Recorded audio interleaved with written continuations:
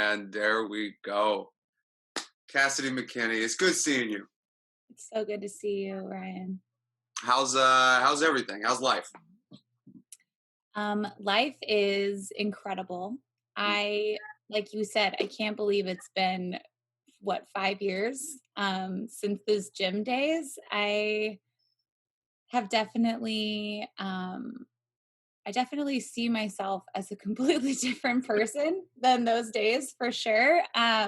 So much has happened since then. I have really dove into transformational work Mm. regarding like emotional intelligence, stuff like that. And so, yeah, I have completely transformed my life in a way that now I am serving others, Mm. using my experience to serve others. And that is just the highest purpose for me, is to really just give the gift away. Yeah, during the time that we knew each other, I was actually getting close to my bottom. Um, Okay. shortly after my days in humanity. Do you remember when I injured my ankle? I was in a No. cast. Uh, I don't remember the cast. God, yeah, I might have left before or I might have been Okay. done there before the injury. Okay. Yeah. So basically, I was in a cast for like 4 months, and during that time, my drinking had really just escalated and gotten to a point where um I mean we talked about this too, like I couldn't stand myself, but I also didn't know how to function without um alcohol, without something, because I it was almost like I was trying to escape myself, Yeah. being present with myself, but I couldn't, no matter how much I drank, no matter how much I took. And this had been something that I had been dealing with for a very long time. But the cast kind of really brought it to a head because, I mean, I was stuck on a couch for 4 months. So, and I don't know if you know, but there are apps now that deliver alcohol. So Oh my God. yeah, I know. So just saying that just gives it away, because from then on it was just out of control. And I didn't realize how far away I was becoming from who I'm meant to be. Mm. Like, I felt like I was completely in the darkness. I had alienated every single person in my life, my family, my friends. And it's not that they didn't want to help, they just didn't know how. They didn't know how to support me. Okay. Um, I pushed everyone away, and it was very low, very self-deprecating time. When you were pushing people away, was this during the time that you were in the cast, or had that started before? Um, it started before. Over the years, it had gotten worse and worse. Let's see. So I guess it goes really far back. As Well, most of our traumas do. well. Are you comfortable over there? Because I'm about to get started. Yeah. Hey, Just sit I'm full. back. I got my setup. I got my drink within reach, so we're good. That's awesome. Yeah. So, I grew up um, in a pretty, I don't want to say chaotic household, but there was drinking a lot heavily in the house. And um, as I grew up, I was seeking so much attention from the parentals, Mm. um, that I couldn't get. And so I went out and tried to get it from my peers. And from that is where, the people pleasing started, and just anything and everything I could do to be liked and to be accepted. Yep. Um, which evidently became the one thing I was actually trying to avoid, which was the drinking. So in college, right away, 3 month, three, sorry, no, a month in, I was sexually assaulted at a party. Um, and I was sober, and there was more than one guy. There was about five. And whew, I didn't know I was going to be doing this today. Um, and in that moment, in the moments that followed that, I was so mad at myself for being sober, because being sober meant that I remembered it all, that I felt it all. And and it was just something that I wanted to erase from my memory, you know? And so from there on out, I completely jumped off a cliff. And so college was a blur. Um, and I really, really disconnected from myself, my physical self. I turned, it's almost like I turned my humanity off. And I was just existing, I was just surviving. Mhm. And coming to San Diego was actually like a last ditch effort to reclaim that humanity, to make something of myself, because the more I dove deeper into this hole, the more of a polarity I felt in my body, because I knew that like the life that I was living was not it for me, you know?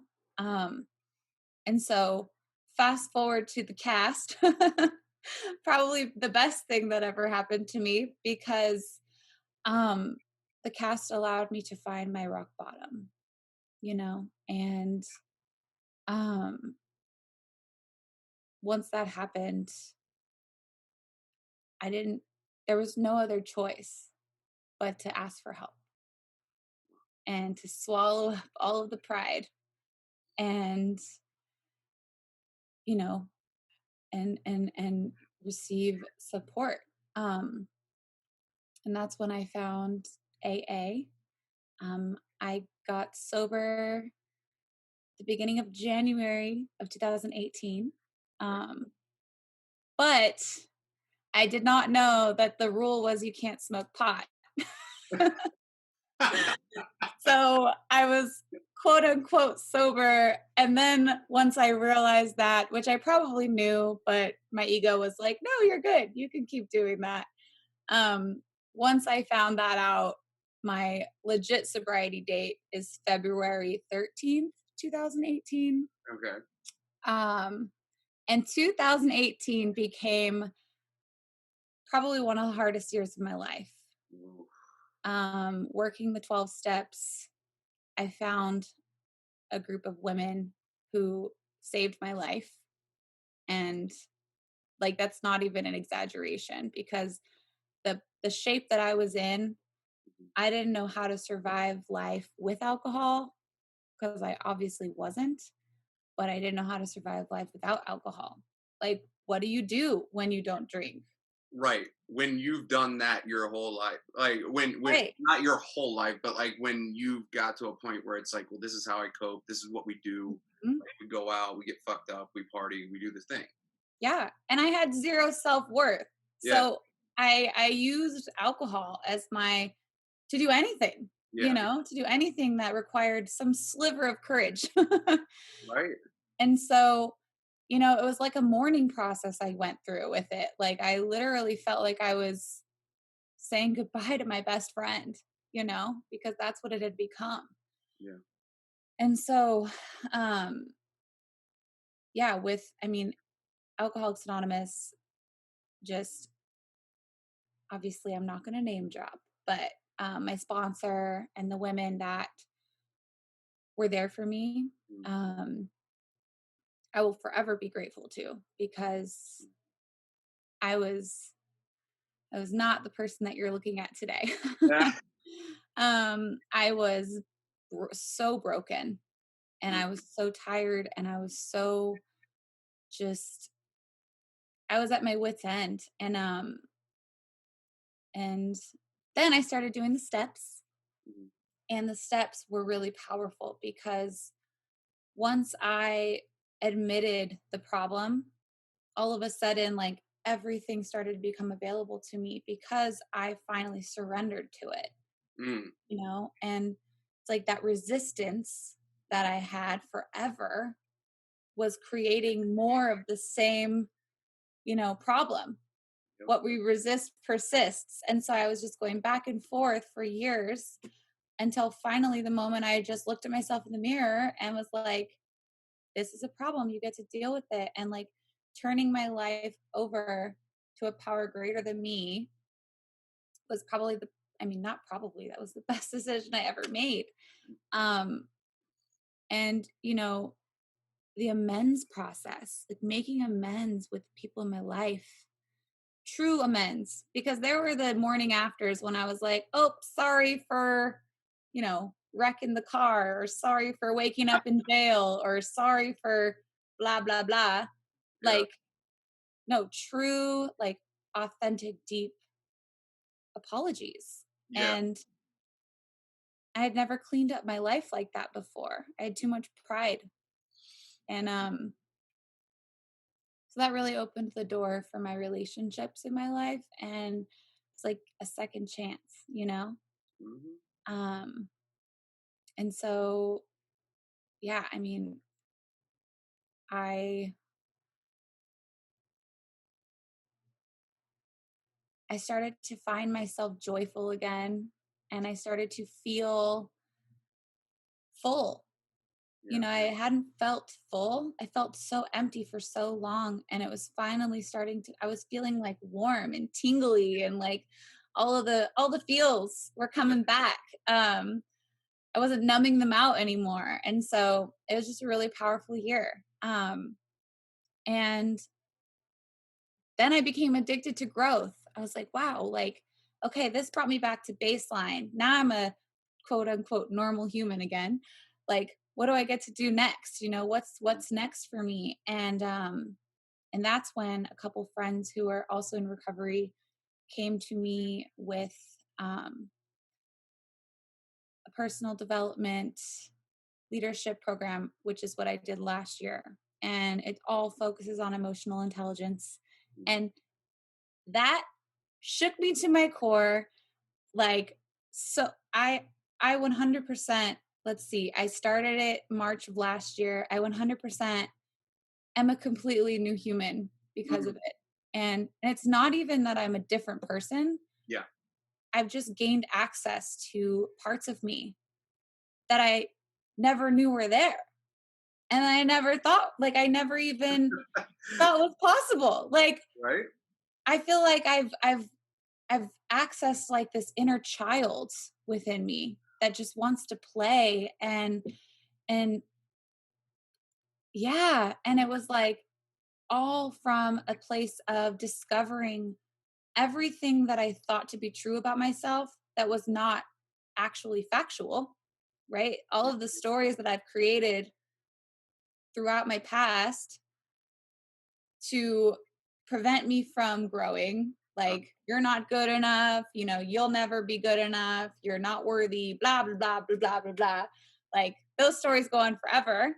yeah. But like, really, like, figuring out what the root of that is, and forgiving and cleaning and just like clearing it all away so that I finally was able to get access to who I am authentically, Yeah. you know?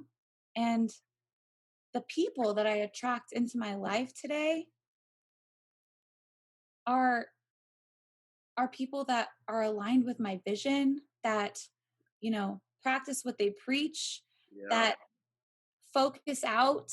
Like, I I'm a firm believer that as a society, like, we're all responsible for each other, you know? Yeah. And unfortunately, we don't see that. Um, I see a lot of, what's in it for me and dog eat dog mentality. And especially right now, like, there's a lot of people out there that don't have access to the resources that we have access to. Yeah. Like with meditation, we were talking about, Yeah. or like connection to Yes. tribe. Yes.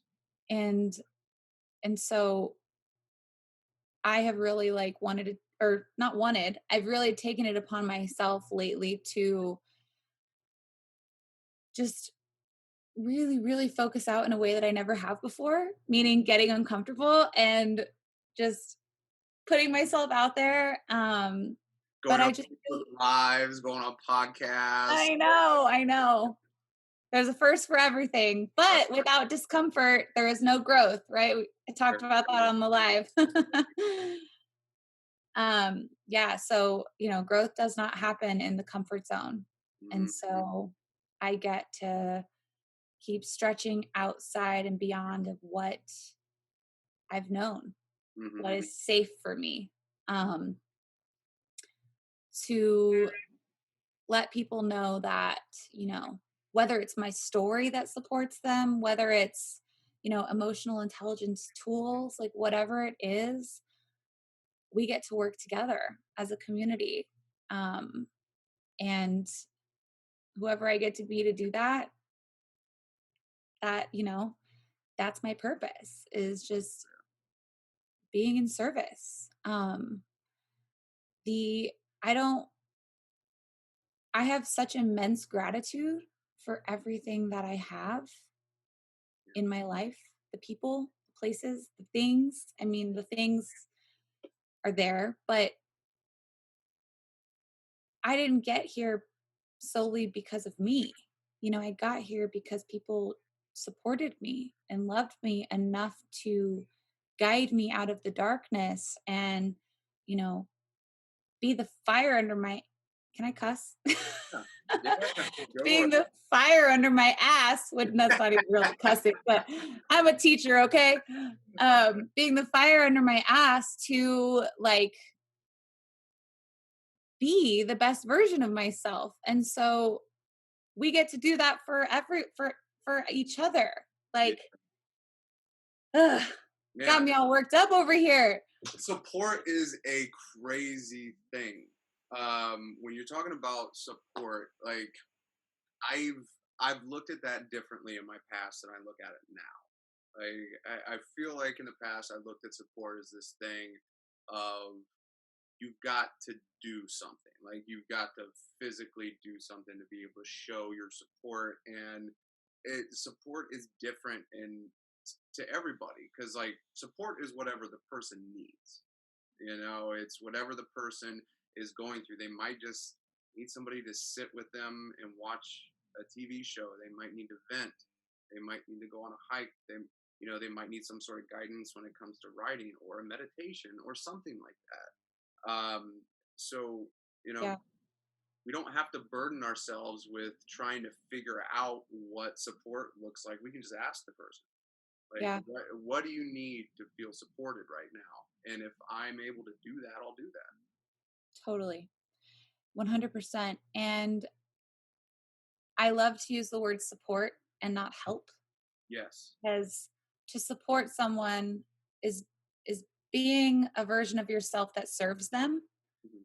versus helping, which insinuates a saving, like I'm saving you, you're helpless. Mhm. And then we perpetuate this cycle of like learned helplessness where people can't do things for themselves. Um and so support is like, I will support you until you can support yourself. Like I will be your training wheels, you know, as you learn to ride the bicycle. Um and it's a hell of a difference. A hell of a difference. Like languaging is everything, but even you hear me say get to a lot, and that is because we are on automatic so much that I hear so many people, I have to do this, I have to do that. And it's like obligations, right? And like all these responsibilities. And just in your languaging, you're portraying this angst, right? Of like not really wanting to, but being a victim to whatever it is you get to do. And so just shifting little things in your language like that of like, no, I get to do my laundry. You know why? Because I am blessed to have clothes, right? Or I get to fill my tank on the car because I have a car. Yeah. And so just like shifting a little bit so that you can really see that all of the things we complain about are blessings in disguise, And so uh yeah, I mean, I'm right there with you. Mm. Man, it's interesting that you're talking. Like one of the things that you brought up is like the people that are coming into your life and the ones that you're noticing, like they're just like once you start to go down, and that's something I've noticed too. Like some of the stuff you're describing, um, like there, I definitely share some similarities, especially like looking in the past and being like, damn, I don't even recognize that dude. Like I found some pictures not too long ago. Like I have a shoebox full of like these all these old pictures, and I was like looking through some of them, and I'm just like, oh man, it was like taking me back to like some of those points in my life, and I'm just like, I don't know that dude. Like it, and it's not in a bad way though. Like I look back at it and I'm like, I can actually see the growth, like it's it's that perspective shift. It's that way of like thinking about it, like you were saying, in just a little bit of a different way. Because if we get into these thought loops and these habits of thinking that, oh, this is how it's going to work, like this is how my life works, instead of questioning what could work or what it could turn into or where you could go, like it's so restrictive if you're in that place of just woe is me, like I'm never going to get out of this. And a lot of it for me too was the fog of drinking. It was the fog of partying. It was because you don't have moments of clarity when you're getting fucked up all the time. Right. So it's that's something I definitely resonate with. There's a saying in AA where it's, we don't regret the past, nor do we wish to close the door on it. Mhm, Because, yeah, 100%, who I was in the past served me, mhm, right? It kept me safe. There were certain things that, weren't working, but the beliefs that I had created were a defense mechanism. So at one point they were working, and they weren't sustainable, but and I totally hear that too. It's like, I love that you said the questioning things, because if we're stuck on thinking something is right or wrong, like it's like having your foot, I just heard this last week, it's like having your foot nailed to the floor and not being able to budge. ugh, And then in those moments, you've given your power away to whatever it is you're talking about, or the person you're talking to. And so I think it's really important to have a perspective of curiosity in life, yes, because we're always evolving. Like the that's something that's factual. We're always evolving. We're always going to be changing, and it's a choice. Yes, we have choice points of if we want to go this way or that way, but even then, that's a change, right? And so curiosity is, I love curiosity because it's, I'm able to come out of myself and like view the situation from like a third party. you Yep. know? And then it's like, okay, what decision, what response is in alignment with, the life that I say I want Yeah. versus fear, fear-based decisions, which used to rule my life. Yeah. Like saying no to this podcast would have been a fear-based decision because it's scary. But as humans, we get really, really comfortable in our comfort zone. Yep. I have a mentor who said, our comfort zone is like the ultimate, like, what are those spaces that dudes have, like a man cave? Man cave. Yep. Man cave. So it's like a man cave, right? You got your lazy boy and your like your bean bag and like your dartboard, whatever you partake in, and you're just chilling because it's comfortable. Yes. But in your comfort zone are where like, your limiting beliefs are, your ego is, and what you're doing there is just stroking your ego and Yep. like making it all better and feel safe, which we get to make ourselves feel safe, but like everything that you want in your life is outside of the comfort zone. Like dreams, goals, relationships, joy, like all the things. And so the only way to get out of your man cave is to stretch is to stretch into the unknown, right? Into the But I don't want to leave my man cave. well, what do you want in life, Ryan? No, I love that analogy though. And I think comfort is a big topic that's coming up right now, anyways, considering what's going on in the world Mhm. and fear and the actions that we're taking based out of this.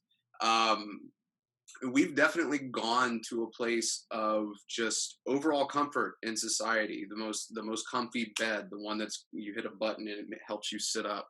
You know, hitting a button and having food brought to you. Uh, Mhm.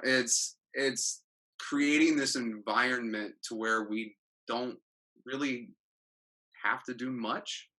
So I think over the years we've gone further and further away from any sort of discomfort that when it comes up now we don't know what to do with it sometimes. We're just like, oh, what's the thing that's going to make this comfortable now? And it's not necessarily going to be the first thing that we go to that we're used to that's going to change it. Like in this case, like one of the things that we're talking about is substance, because you can numb that as much as you want. And I definitely believe there are points in our lives where the substance or the thing that we're doing to numb the emotions that we're having is serving us Mhm. in some sort of way. Um, but you're not going to get away from that by continuing to numb the thing. Mhm. You gotta. It's gotta be faced. Yeah. It's gotta be a thing that you get comfortable. You get comfortable with the discomfort. Mhm. Yeah. What you resist persists. Absolutely. So, you know, yeah, drinking is a beautiful way to escape. Yeah. Like, bye, I'm going to go drink myself into an oblivion. Yep. And what happens when you wake up? If anything, what you were escaping is exacerbated and Yep. bigger. Yep. And you turn it, it evolves into this shame cycle. And Hmm. something I learned about shame, I don't know if you read any Brene Brown. She's awesome. She's a shame researcher. But shame is like the lowest vibrational like plane that we could be on. And so when you're in it, you're manifesting more of the same. Yep. And so there's really, it's a double-edged sword of like, okay, I'm escaping, but then I'm just going to be back in it tomorrow. And Yep. it's just prolonging, you know, the unavoidable. Yeah.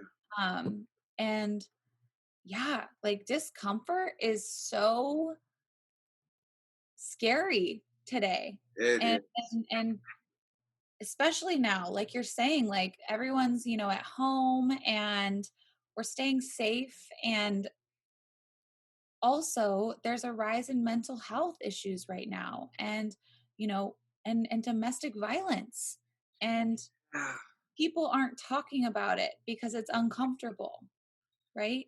and yes. and that's why I really, really, like, whatever it gets to look like right now, because obviously we're not out and about, but whatever it gets to look like, how, if I'm on live every day, I don't even care. Like, I want people to know that they can be supported through this, and they are not alone, and it's not going to be comfortable. Like, talking about my um talking about my addiction, and waking up in jail or waking up in the hospital, like, that was not comfortable.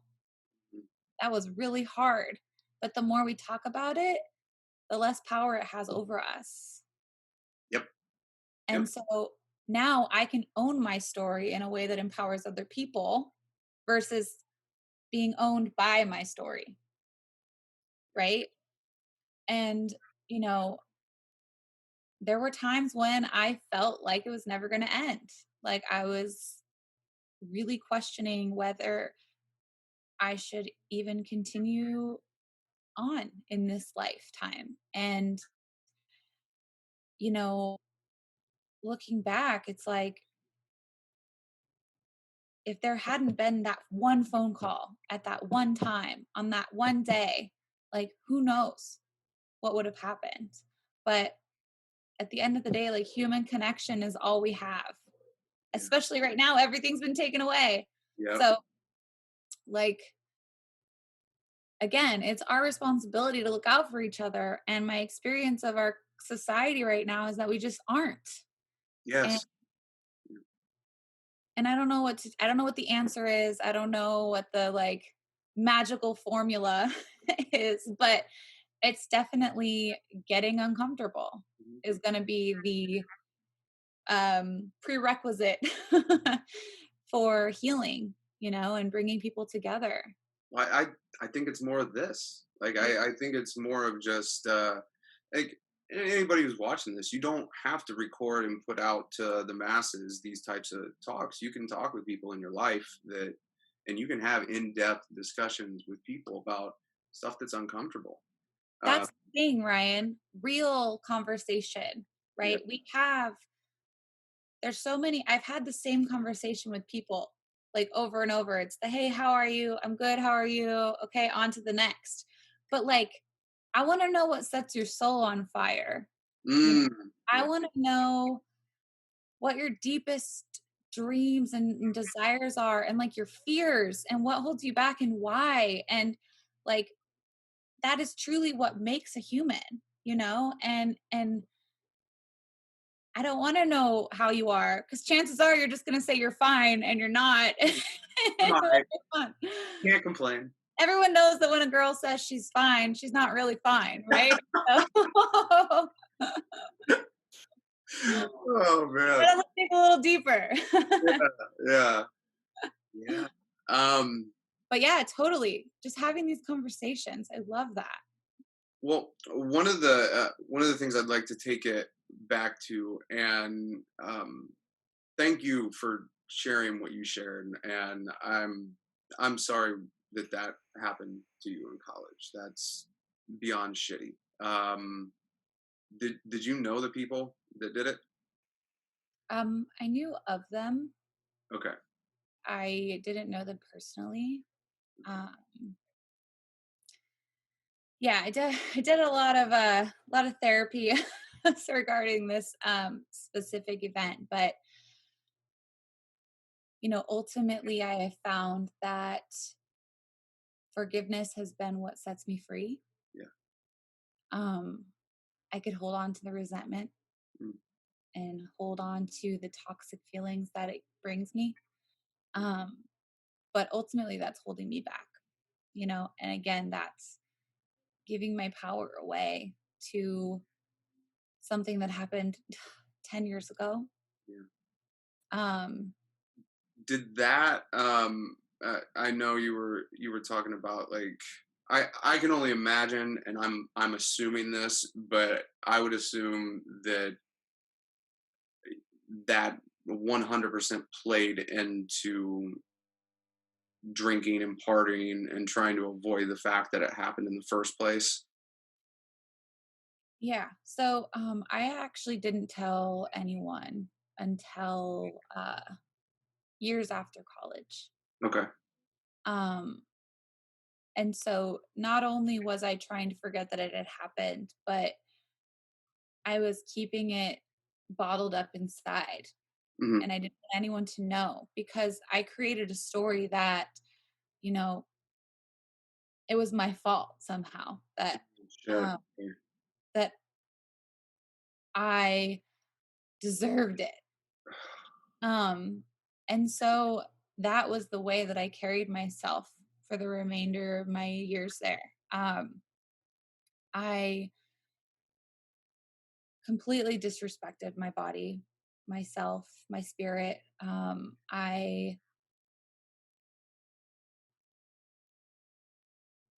I did I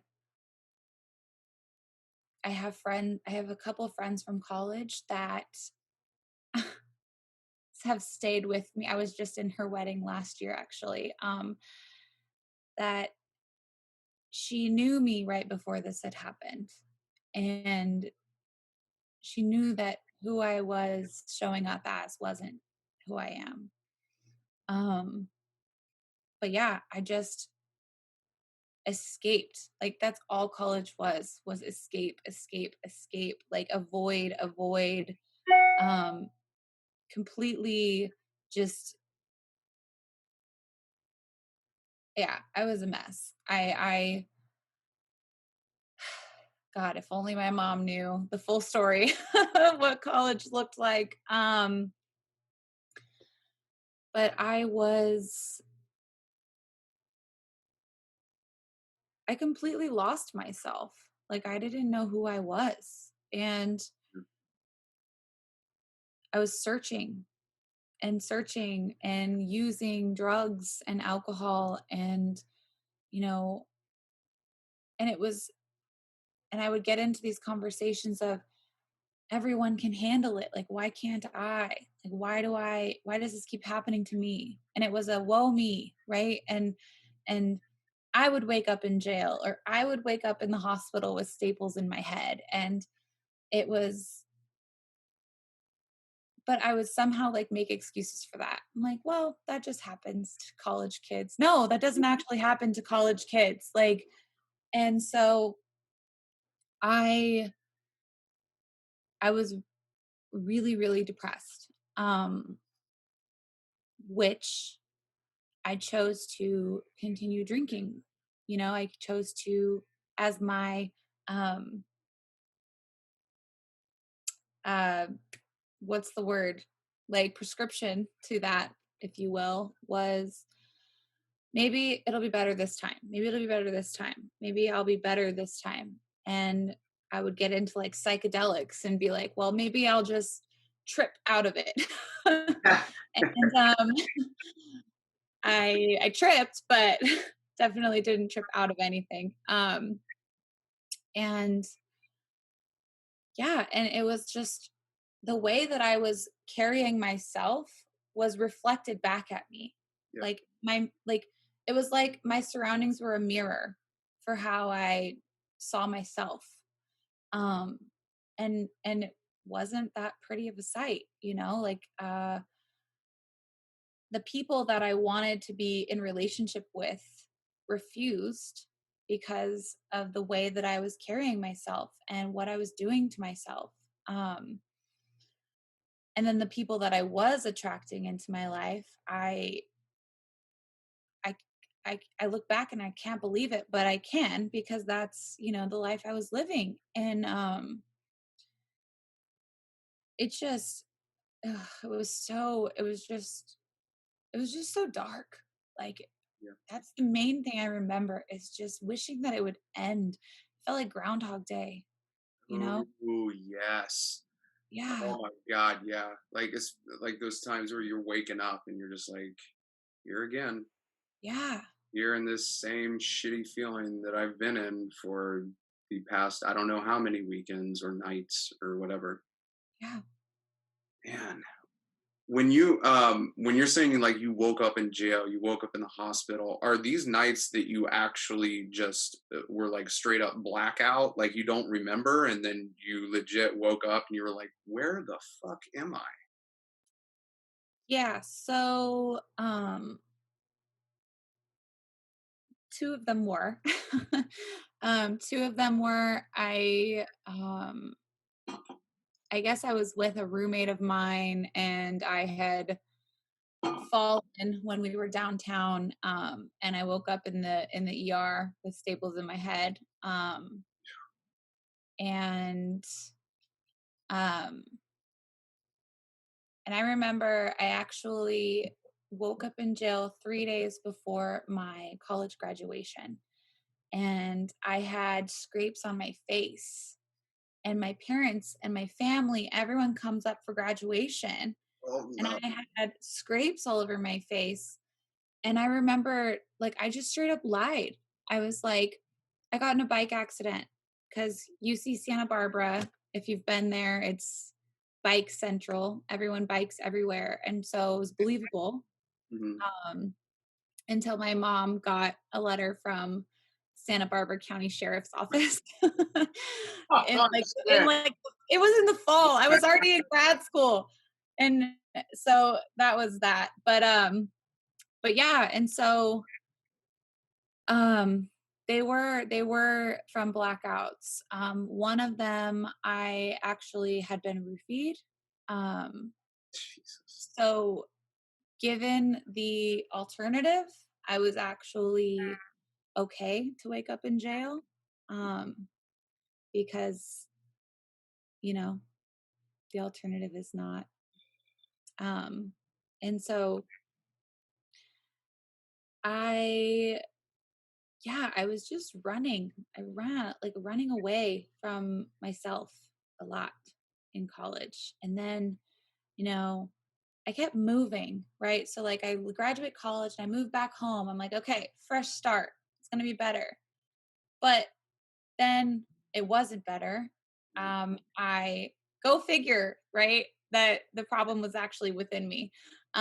So I started working at a school and I loved it because I love kids. And started working at a school, but I'm from a very, very small town.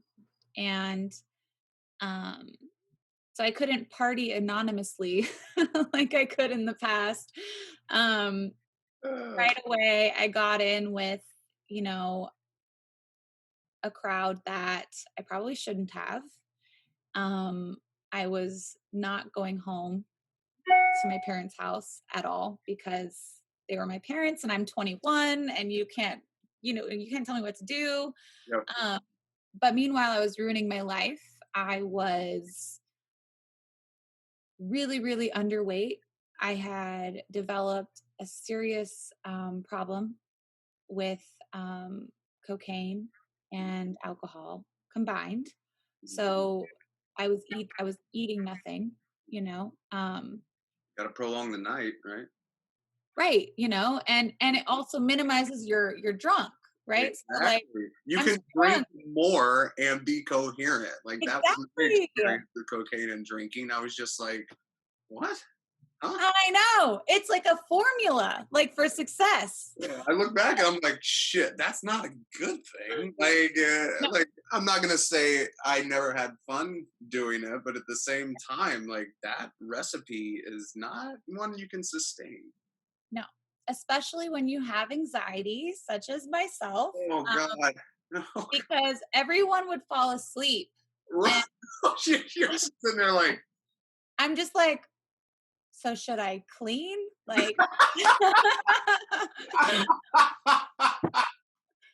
like, is that you'll never clean your place better than when on cocaine. it's true. I have a real life, like, testimony to that. Mhm. But yeah, so it just got really bad really fast. And then again, I was like, okay, well, I get to move. Like, it's just being home in my hometown. Like, that's what the problem is. I just need to go somewhere else. So, I knew I wanted to work with kids, and I knew that working with kids with disabilities in particular was like something that really, really called to me. Right. Um, so I started a credential program in San Diego State. And I was like, okay, I'm going to be out in San Diego. Like, I'm going to be totally fine. I'm going to be like committed and on a mission and dedicated and like totally the furthest thing from the truth. Like, the first place I had, it just progressively kept getting worse. Like, I didn't think it could get worse, but I was just reckless. Like, I put myself into situations that I look at now with like a woke mind, and I'm like, what in the fuck? Like, are you serious? And I'm honestly like, my first gratitude every day is that I'm sober, but Mm. that I'm also alive, because the things that I did, the situations I put myself in, like when I went to school in Botswana. Oh God, my mom's gonna hear this, but I went to school in Botswana, and I did like a semester abroad there. And I'm in another country, and I would just like wake up in South Africa, like, which is right below it, but still it's another country. And like, yeah, I just didn't care. I didn't care about myself. I didn't care about what I was putting myself through. And so anyway, fast forward back to San Diego. Thought Yeah. that was a Yeah. fun fact I should add. Waking up in other countries. Right. Right. Right. But that's where my drinking gets me. Like, I'll say yes to anything, you Wow. know. So you're the And kind of person that would end up in TJ and be like, "How the fuck did I get here?" I've never been to TJ, so Tijuana that. people that aren't that don't know what we're talking Oh yeah, yeah. I mean, I've been to Tijuana, but it was like in high school to build a house when I was a saint, like back in the day. Um, so I haven't, thank goodness that never happened. But about. yeah, so God, like such a blur. And then I somehow got my credential, Uh-huh. started working with kids, and I work with a very I work with a specific set of kids that are more severely impacted by their disability, and it was the first time in my adult life that I saw light. Like, my kids Mm-hmm. were each like beams of light in my life, and Right. that was like eye-opening for me, because it was like, wow, like, okay, is this what it feels like to actually have found something worth living for? Wow. Like a little bit of And purpose almost. a purpose. Yeah. Yeah. And these kids, they have it so hard. Like, a lot of them are nonverbal, but the relationship that I have built with them is everything. Like, we still do daily Zooms every morning to create some type of consistency, but it, they speak so much without speaking in words, right? They speak with their body language and their eye contact and their hugs, which I can't get right now, and I'm having withdrawals, but that's okay. Um, so yeah, so first time with the kids, it was like, wow, okay, this sets my soul on fire, right? The thing we were talking about earlier. And as much as I loved it, I still couldn't stop.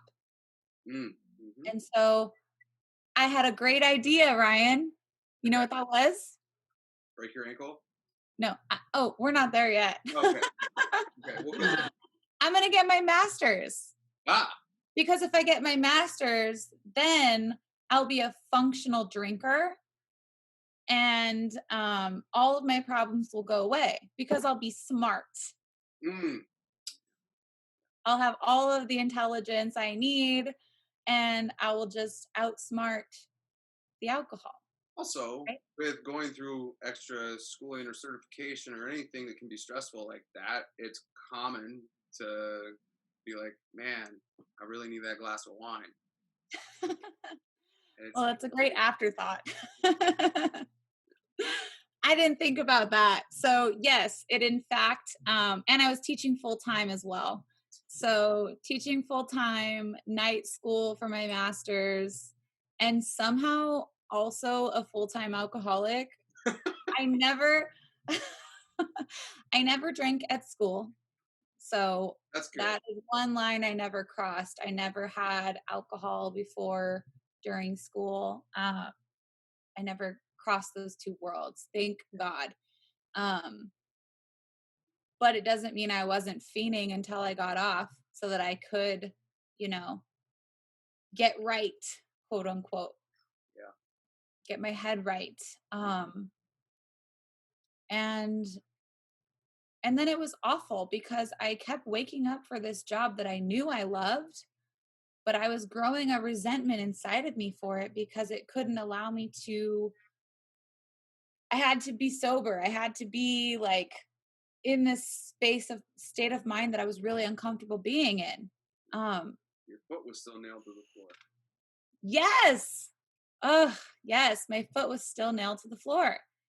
And I felt like I was on a merry-go-round. And but it was like the scariest merry-go-round you've ever been on, not like the cute ones. Although they're kind of scary. um and all of a sudden like okay, and so I hurt my ankle at work with one of the students. There was a behavior. He ran me over. It's Mm. fine.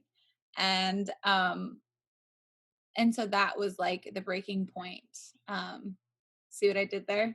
The breaking but it's sometimes I can be funny. And so yeah, and so I couldn't run anymore Yeah. because I was literally, physically, figuratively, all the things stuck, Yeah. and I couldn't escape myself anymore. Um, One of the things at the time, were you using CrossFit at the time for a little bit of an escape? yeah. Yeah, because this was, thinking back around the time that we had met, like literally like 5 years ago, around like 5 years ago. I would never have thought, that you were going through what you were going through at the time. Mhm. Um, I mean, I just remember you as this incredibly nice, smiley person. Yeah, so I didn't know anything outside of that. I knew, we saw each other all the time, humanity, Yeah. and yeah, but then you never know what's going on. You never know what's Mhm. going on in people's lives. 100%. And I was just going to say that because I put so much effort into making sure people didn't think anything was wrong Okay.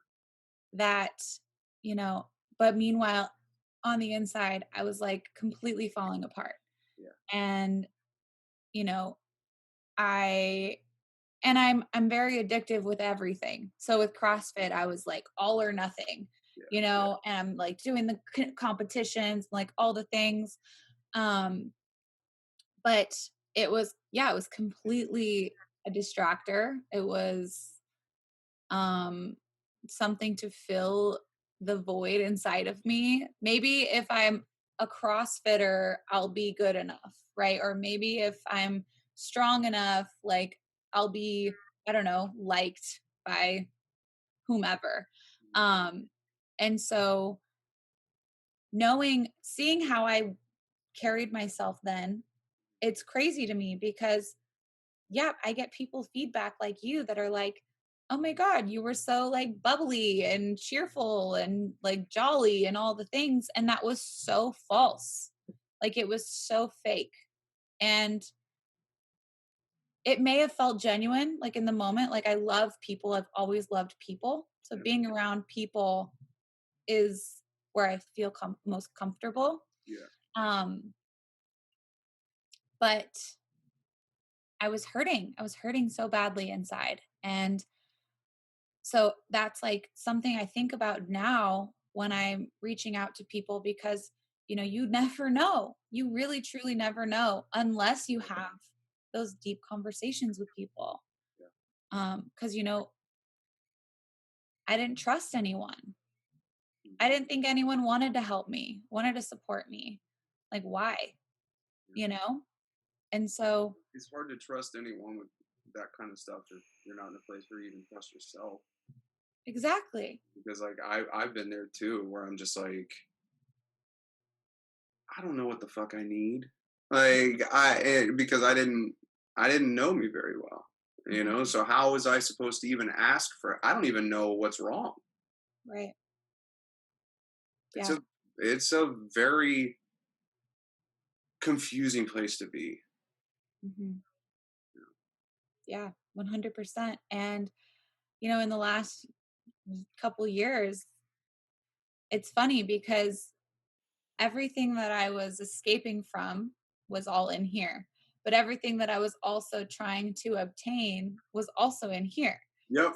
Like letting go of the shit that doesn't serve me anymore or really never did, Yeah. and allowing space for the authentic stuff to grow and thrive, and to go from, surviving to thriving in your life. Yep. Um yeah, we just get to get out of our own way. Like, Hmm. how cool is that? There's really Yeah. nothing outside of me that gets to change. Yeah. Yeah. Yeah. Man, So that you made a really good point of trying. You're trying to get away from like what's in here, but what's gonna help is actually what's in here too.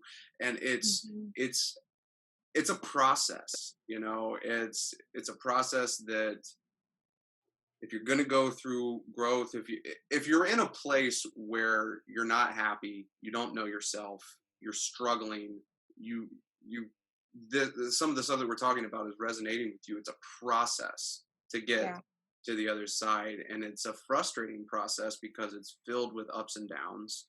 It's filled with realizations, it's filled with trial and error, and it takes a while the to get to a place of pendulum clarity. the pendulum swings equidistant in both ways. It's what Mm. one of my mentor says. And that means that for all the highs and the peaks, we also have the valleys and the lows. Yep. And so, yes, celebrate the peaks and the highs, but also celebrate the lows, Yeah. and having grace with yourself as a human, right? Like recognizing I'm having a human moment, and that's Yeah. okay because humans aren't perfect, right? Yes. And I think it's just about, yeah, like we spend the majority of our lives in our head. And so we get to like make it a nice place to be. Mm. Because if spend time in our head and all it is like self-deprecation, self-loathing, unworthy, just really, you know, like you would never talk to anyone the way that you talk to yourself. Right. Anyone, probably not even your worst enemy. Right. And it's time that like we become our own best friend. And that is for sure a process.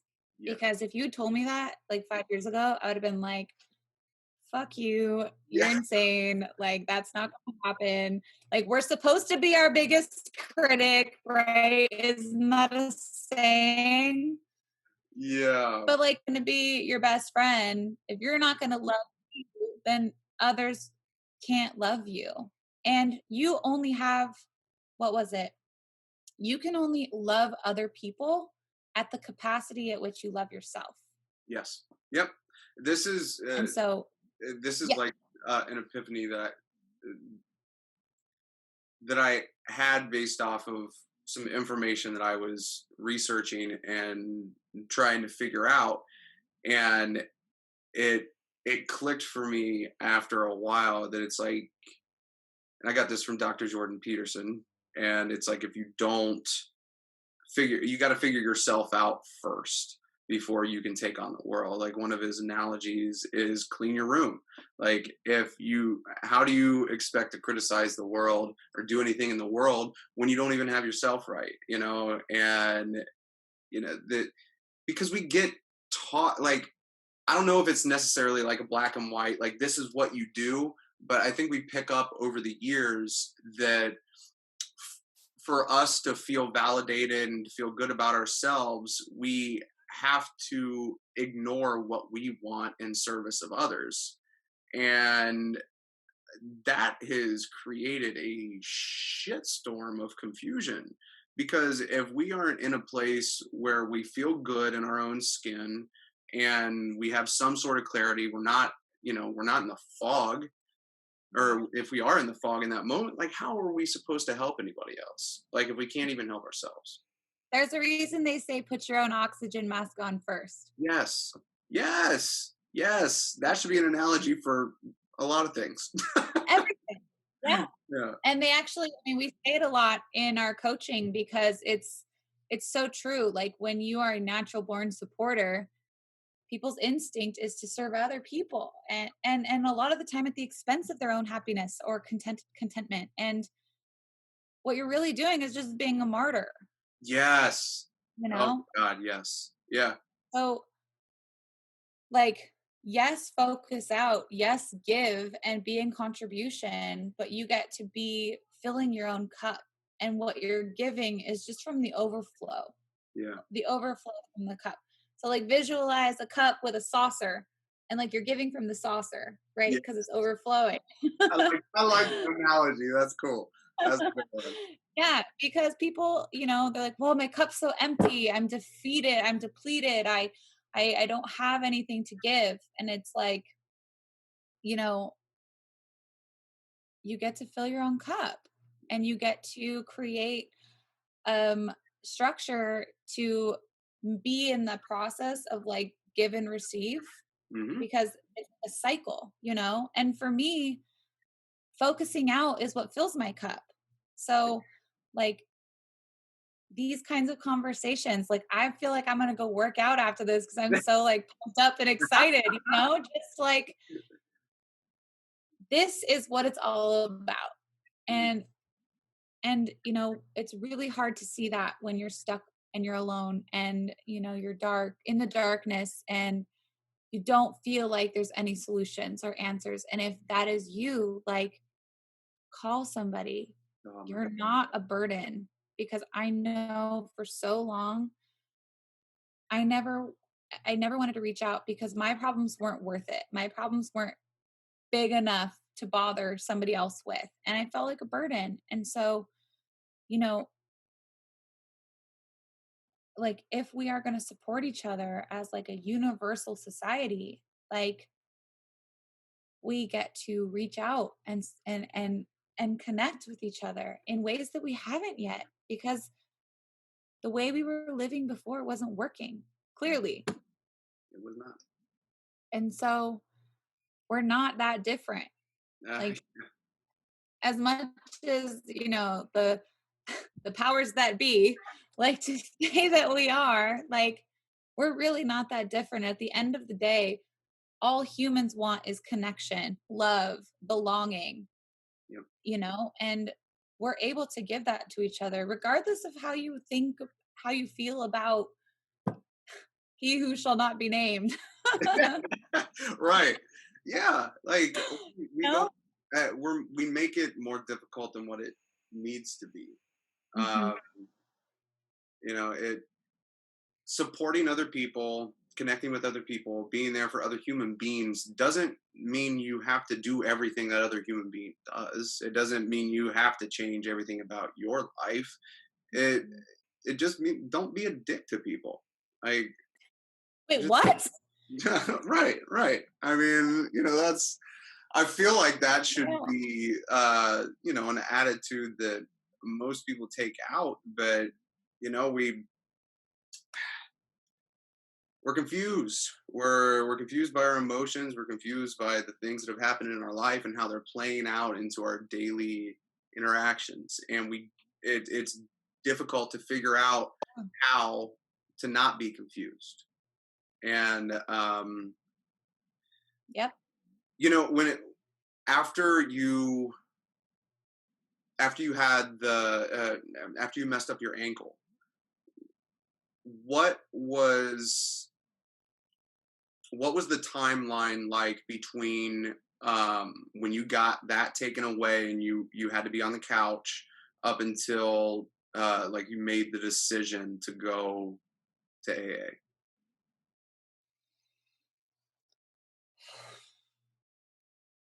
Um, it was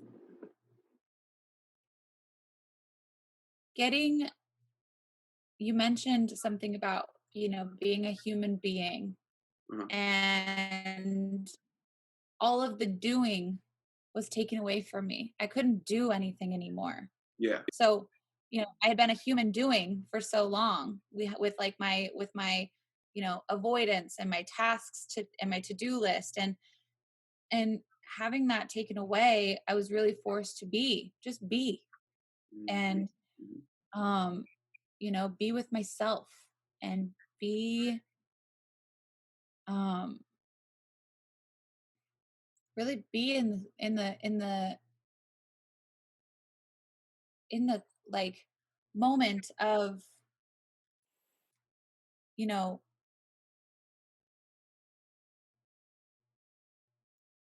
is this it? Like, that was the moment when that was the time when I really felt like I couldn't go on any longer, because I could not be with myself. Wow. Okay. And, like, all the things went away.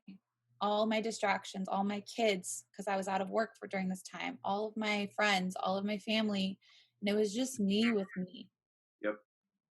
and this. Mm, And this isn't very nice sometimes. mm, And no matter how much I drank or what I took, mhm. I couldn't drown out the sound. Um, I would be in stillness, in the quiet, and all I could hear were my thoughts. And they weren't nice thoughts. Yep. And so that was just that was just a repeat, day after day after day, um, complete, like, wallowing in self-pity, and just absolute, it pains me to say it out loud, but I, like, was disgusted by myself. Yep. And I couldn't even look at myself in the mirror, you Right. know, and without saying demeaning things. And then I think it was one of my friends, one of my best friends, the one that actually got married last year. She saw me because I managed to wear my cast to an event with her, and she had not known how bad it had gotten. Uh-huh. And I had had many intervention talks prior to that point, but I wasn't ready. I Okay. wasn't ready to admit that there was something wrong. Um, but when she talked to me, I was at a point where I was willing to do anything to feel better. Okay. And um it wasn't lovey-dovey. Like, it was like, you're not going to be in my wedding if you don't get your shit together, you know? Ooh. And I needed that tough love. Like, everyone else had been so soothing and sweet and supportive, and that's great. I respond to that too, but I needed my ego needed to be, like, punched in the face, like, dude, you're fucking it up. Like, get your shit together. And um and it was perfect. Like, Yeah. it was the perfect time. And that truly was, like, the worst I've ever felt about myself. And I didn't like, I was like, well, it can't get any worse than this. Like, I've got nothing to lose and everything to gain. So why not? Yeah. Right? And like that is like been a mentality that's stuck with me through everything. Even now, I'm like, well, I've got nothing to lose, like with the podcast, nothing to lose, but everything to gain. Yeah. Like you never know. Yeah. Um, but yeah, so that was that. And then I God, I showed up like a dog with my tail between my legs at my first meeting. But something really inside of me, you know, knew I was home, knew I was, and I don't regularly, I don't go to AA Mhm. anymore, but I 100% like would not be sitting here having this conversation with you had I not entered those rooms and given them all of me, Wow. or given, yeah. And so yeah, letting my guards down and just trusting. It's just the trust. Like we get to trust each other, and um we have a lot of reasons of why not to trust from our past, right? Yeah. And um but once we break through that, like anything is available to us. Yeah. Now this is the thing that I wonder about is your story and other people that I've talked with, and even myself. Um, it's pretty much a theme where people who are on this path of healing and that have had some sort of realization about this type of stuff, they've gotten to an incredibly low point and they're just like, well, fuck it, I'll try anything, like I'll try anything at this point. And it's like, as human beings, is that what we need to get to change? Like, is that what we really, because we can talk about this stuff all day. We can, and people can hear it and they can go, oh, that's cool, like that's whatever, or like that sounds logical, that might be a thing that I do. But unless you get to a place where you feel it, um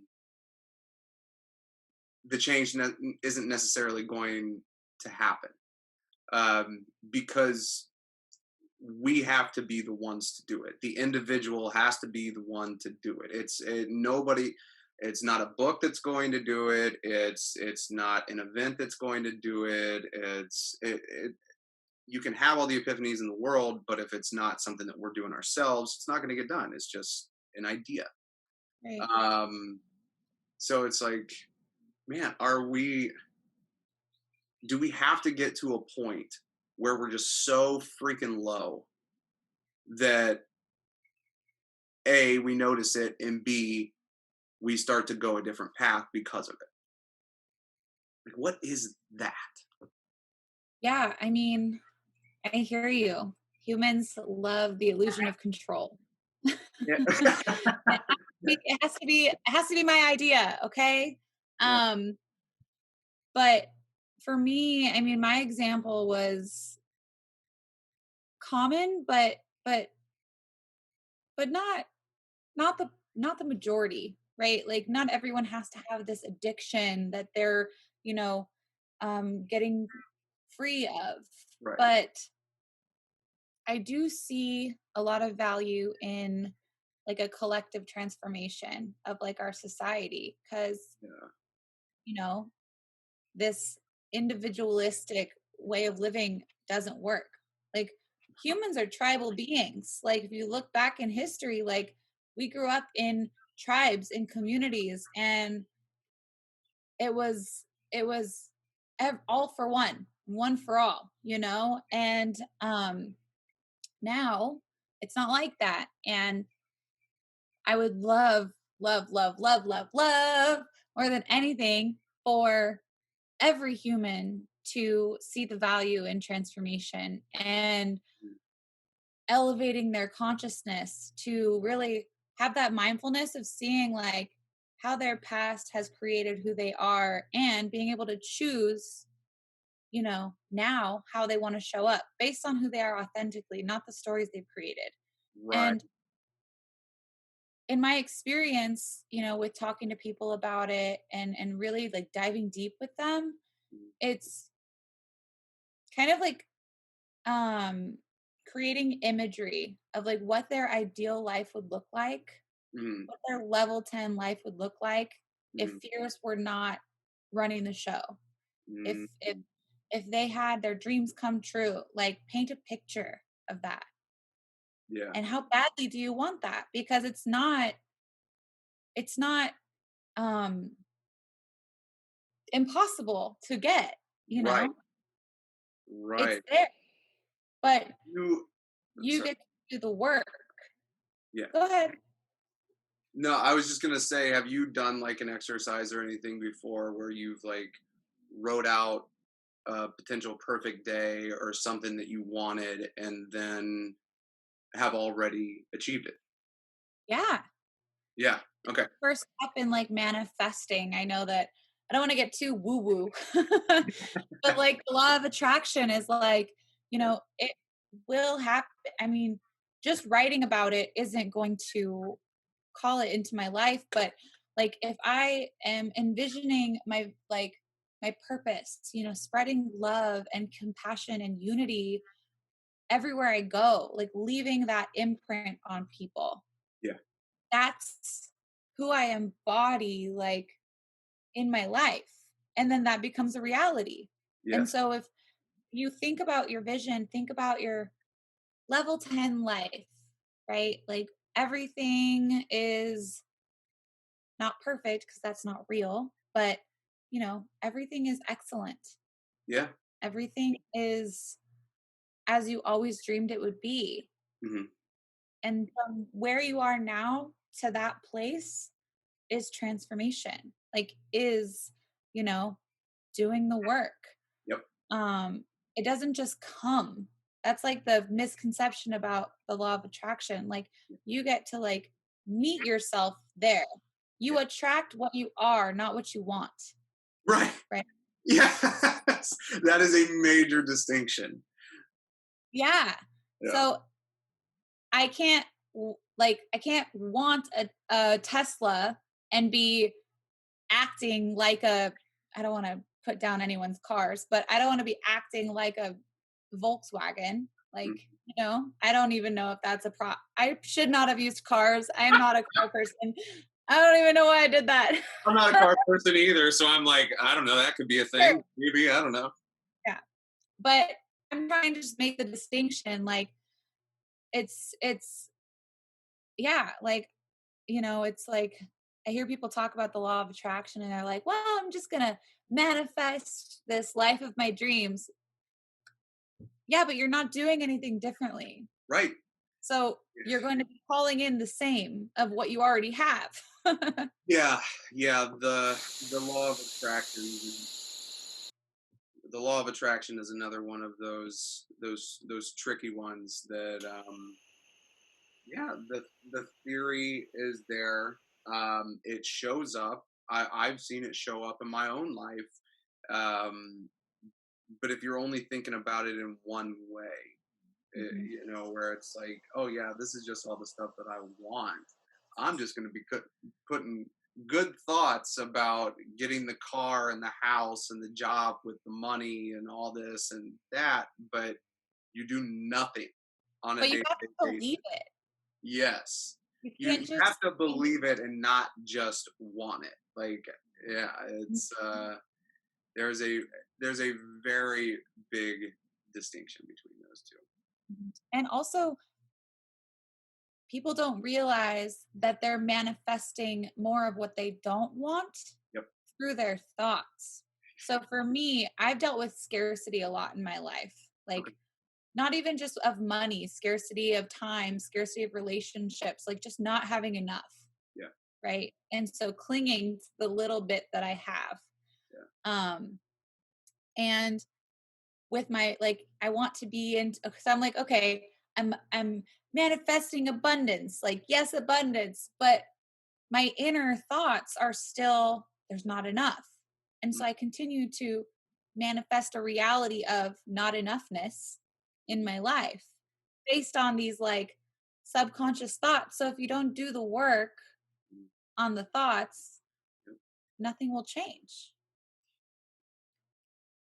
It, yeah, it's such You got it's your such foot a nailed to the floor. what's that? You got your foot nailed to the floor. Yeah, exactly. Oh my god. It Some of these realizations that I've had from doing the work, they are extremely basic at the end of the day. Like some of the stuff that like clicks, it's like,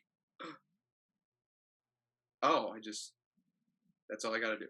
Like that I just I just got to start doing this thing each day because I think one of my biggest hangups when I was starting my path of self discovery, transformation, however you want to call it, um, you kind of look at the end goal, like you look at this like specific life that you potentially want, and it seems like too big of a hill to climb. Like it's the peak of the mountain, and you're just like, I don't have any equipment. I've never rock climbed before. I don't know how to do any of this shit. It just seems like too big of a deal to get there. And the way that you get there is literally just one step at a time. It's not this, you get shot out of a cannon and you just end up there. It's just like the little itty bitty changes that you make along the way that add up over the course of a long time. Because wherever you're at in life right now, it's been just subtle little things that have led you to this point. You just keep doing them over and over Yeah, totally. And also, that's so funny because I talked about this with my students this morning. It's, you know, you think you're at the bottom of the mountain, but actually you're probably in the middle again. somewhere. You've been climbing already. Yeah. Like how effective you were at climbing, that's, another conversation, but it depends on where you're looking. So if you're looking straight up the mountain at how much more you have to climb, it's disempowering. It's making you feel stuck. Yeah. It's, oh my God, I'm never going to make it. But turn around and like reflect on how far you've come. Right. And so look behind you down the mountain of like, holy shit, like I've overcome all of this. Everything that life has thrown at me, I have somehow gotten through it. Yeah. And I'm still alive. I've survived 100% of my worst days and I'm still here, Yes. you know? And so, like, yes, okay, I have these goals and they're daunting and there's a lot, but like, celebrate yourself for how far you've come. I don't think we celebrate ourselves enough. I feel like people think that it's wrong to celebrate ourselves, like it makes me seem cocky or arrogant. No, like, freaking acknowledge yourself, Yeah. you Yeah. know? Don't sell yourself short just because Yeah. you're worried about the perception of what somebody else might think. Like Yeah. you know, it's finding a pride in what you have done. Because I mean, going back to one of the things that we were talking about is we live in our heads 24/7. It's the only discussion that nobody else will ever be a part of. So we don't really think of ourselves as like something necessarily to celebrate sometimes because we're living it. Like we don't have that perspective that we do when we see another person do something. Mhm. And it's, Well, because we love to compare. of course, yes. Love to Yeah. compare with other people. Yeah. And, it's funny is your head will spin on all the things that are wrong with you, on Mhm. the things you could have, should have, would have done. But like, is it so wrong to, say, I did a great job. Like, I'm really proud of myself for the way that I, managed that situation. Yeah. Or I don't know, just little things like that. Like, versus the millions of belittling things we tell ourselves.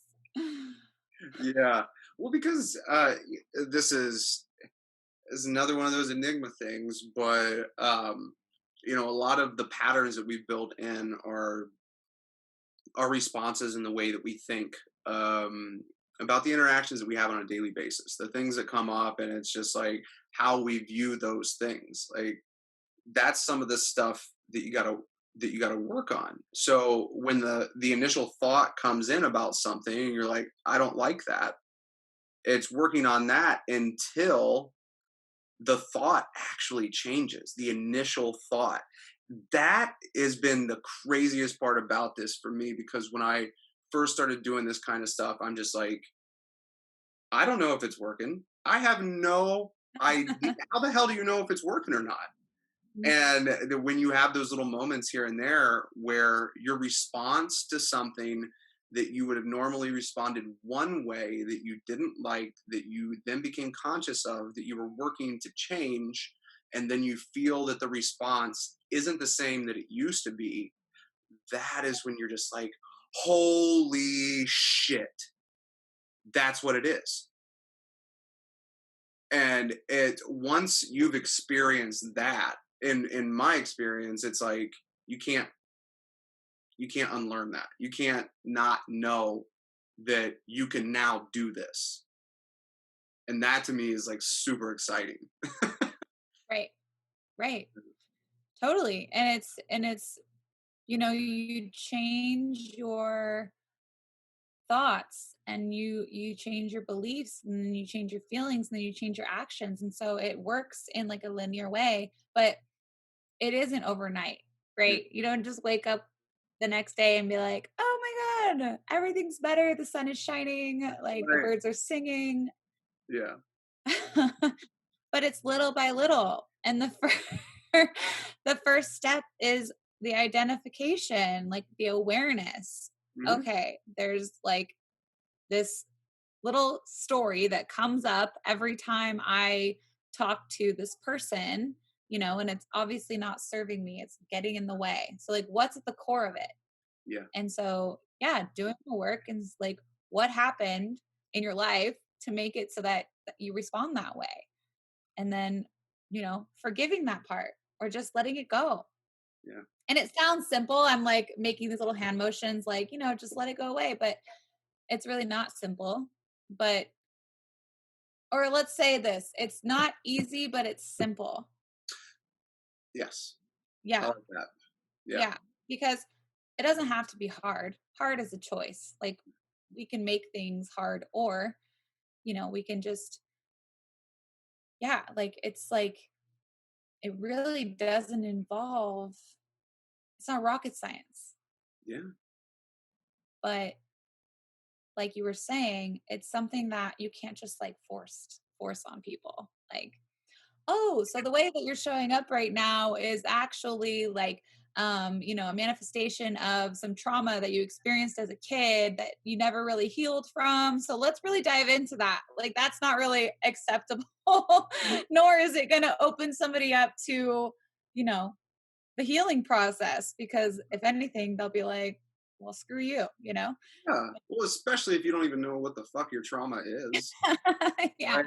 I, when you're talking about like, oh man, if I would have gone back to myself 5 years ago and said this, I think about that too, because I think about the things that I know now, and I think about like who I was in college and who I was like a little bit after college in the party phase still, and the thought of going back and being like, hey, this is what I've learned about us. This is what I've learned about us. Like, what do you think? I would not even have been remotely close to a place to accept that, to be like, oh yeah, well that makes sense. I'd be like, dude, what the fuck are you talking about? Totally. And that's, yeah, I mean, trusting the timing of the universe has been everything. Like, I, got sober exactly when I was supposed to get sober. I, started this work exactly when I was supposed to. And any thoughts outside of that really don't have a place, because that's not my reality.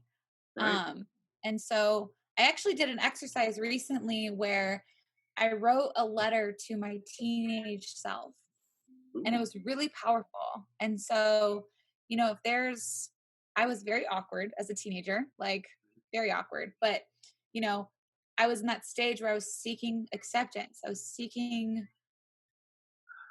people to like me and community. And so, and it was very like lack of foundation. There's a lack of foundation in my life. Like I just felt very unstable. okay.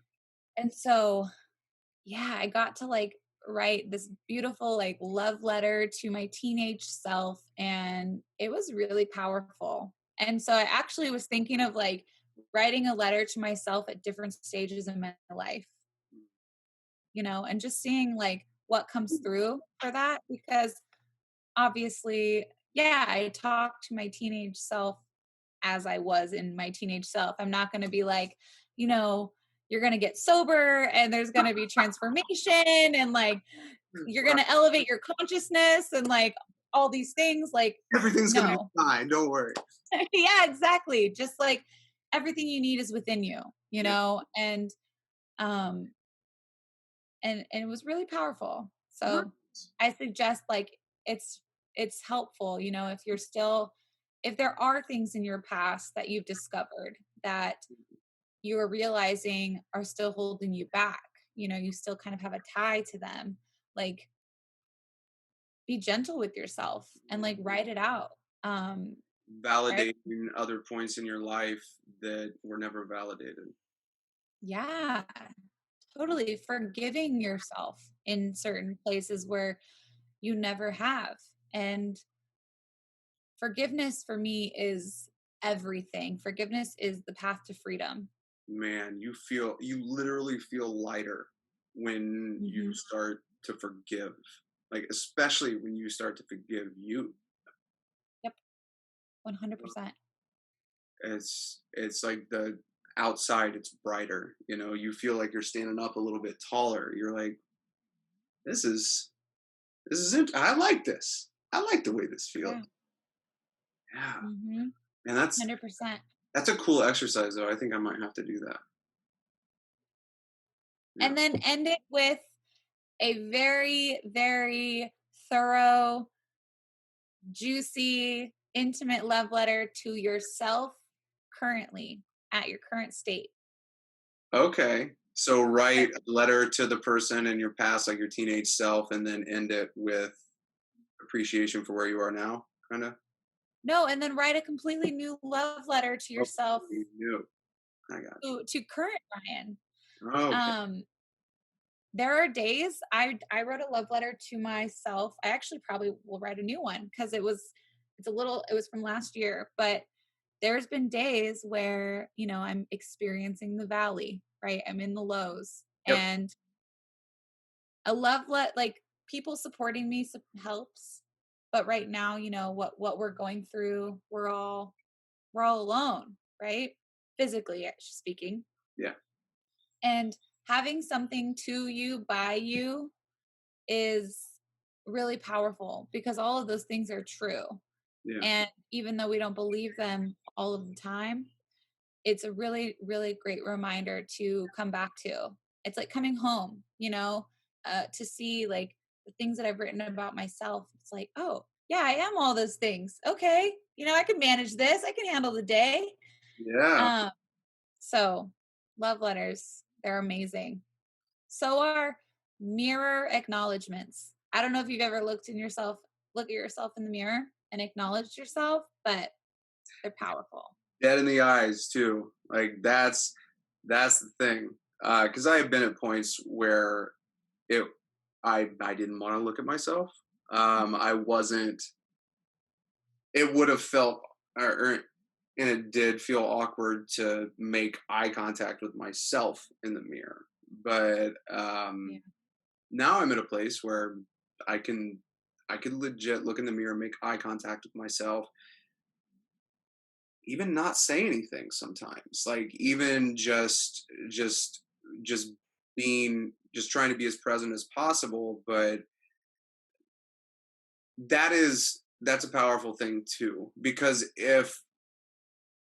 yeah, thinking back, it's like, man, if I was uncomfortable just looking at me, like that, Mhm. that's a sign. It's a major sign if I can't Right. look at myself in the mirror and be okay with that. Like mm, that is literally trying to tell us something if that's what's going on. Because a lot of this self-help stuff, a lot of the work is just being still, being okay with where you are right now, acknowledging, validating, appreciating, and if you have that negative self-talk going all the time, it's difficult to appreciate and validate, and like especially when it comes to you, Mhm. because if your habit loop has been to talk shit to yourself your entire life, then it's not going to come natural. It's something you have to change. Mhm. You get to change Get to change. That's it. Yes, you get to change it. if you Yeah. choose to. Yeah. Yeah.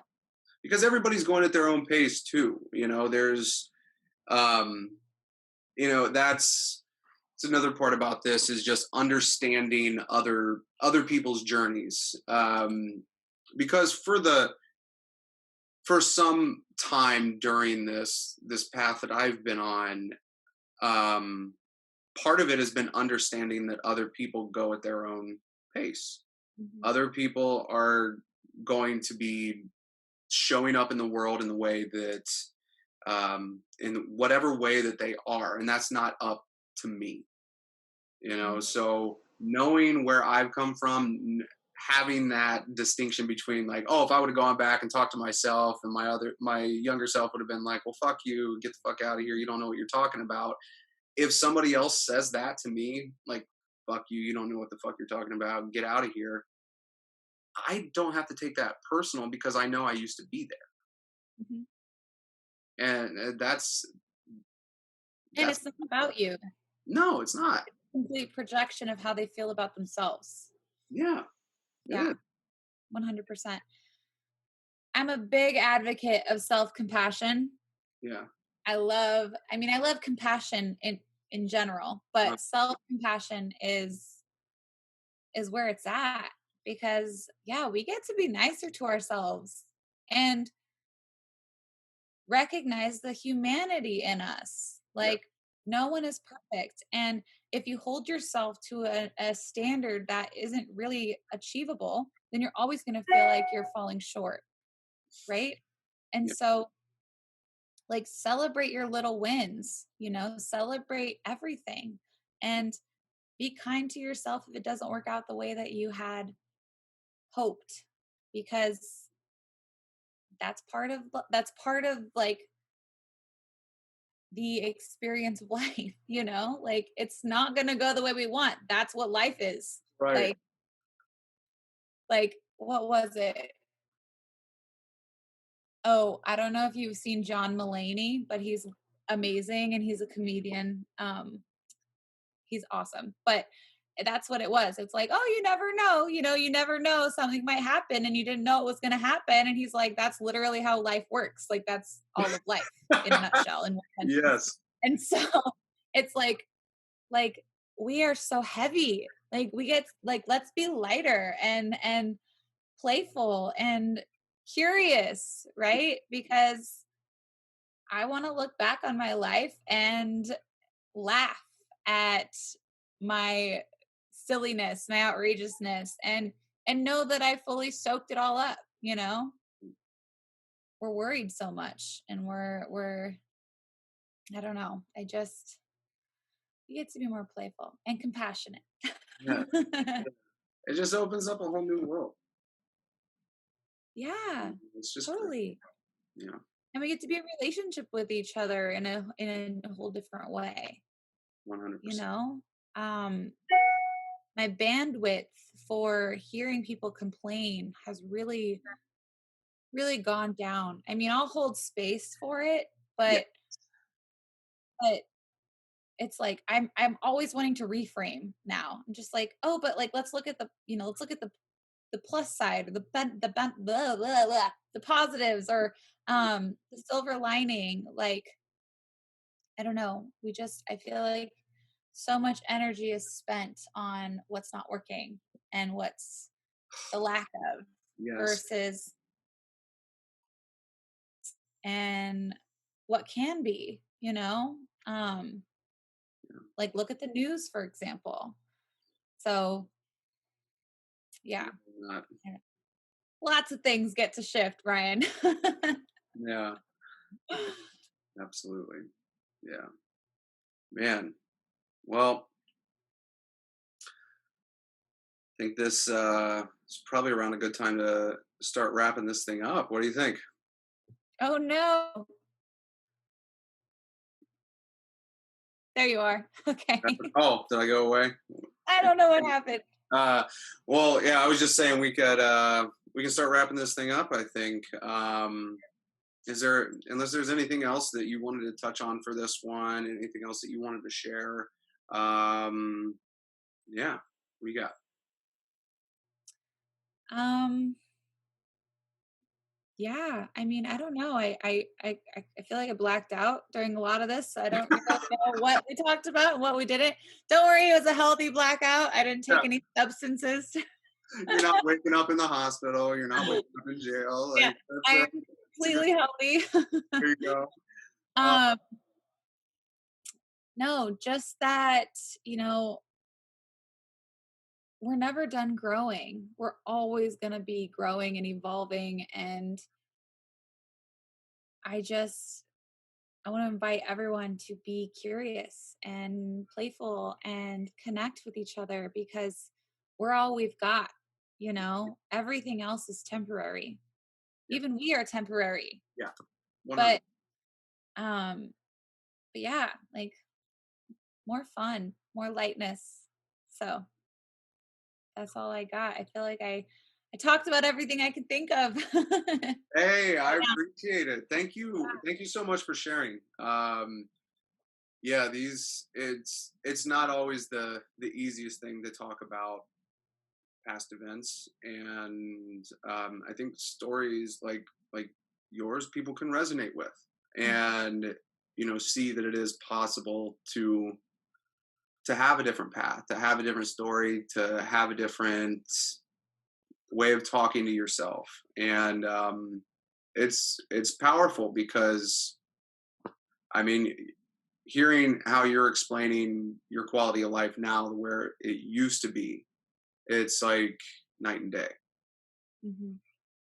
Yeah, and I mean, I really appreciate you inviting me to this space to really share. I haven't openly been very transparent about my story Mhm. yet.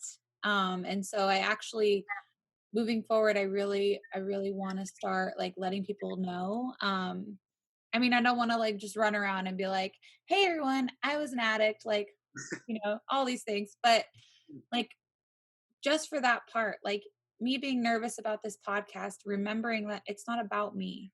It's like, who can hear this and maybe resonate and be inspired to know that there's another way, there's another path, there's hope. And so thank you for inviting me. I'm so honored to be here, and it's been so nice to see you and catch up. Likewise, I know it's like, man, after humanity, it was just, yeah. You lose touch with people, reconnect every once in a while, and see what's going on, and it's amazing to find out what all can happen in a short period of time. It's we're all going through our own shit. We're all going through our own struggles in life, and being able to share it more with other people that are around us, I think, is very important because we can connect better that Yeah. And we're sharing our energy, like I'm giving it away way. because I got a lot. I got a lot of energy. Don't get me wrong. So I got to give it away. I got to share it with others. Um, but yeah, I mean, lives, right? And that's okay. Yeah. I'm just glad that we're reconnected. Same. Same. All right. Well, Hope you enjoyed it, people. We are going to get out of here, and that's it for today. See ya.